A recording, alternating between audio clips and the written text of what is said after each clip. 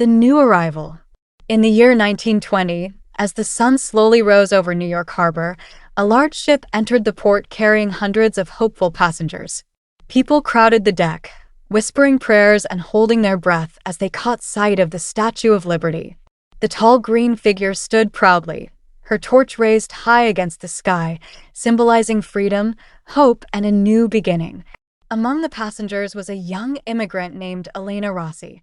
She was only 20 years old and had traveled all the way from a small village in Italy.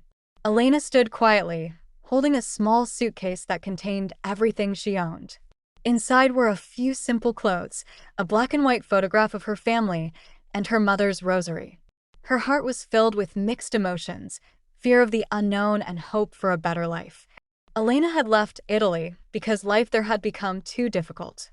Jobs were rare, food was expensive, and her family struggled after her father's death during the war. When letters arrived from relatives in America describing work considering good wages, Elena decided to take a risk. Saying goodbye to her mother was the hardest moment of her life. As the ship sailed away, she wondered if she would ever see her homeland again. After long hours of waiting, Elena passed through the immigration inspection.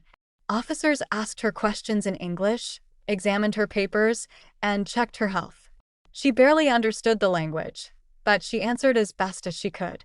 When the officer finally stamped her documents and allowed her to enter, Elena felt a wave of relief. She had been accepted into America.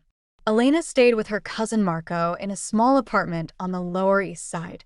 The building was crowded with immigrant families. Rooms were tiny, privacy was rare, and life was difficult. Elena shared a room with other young women who worked long hours just like her. Within days,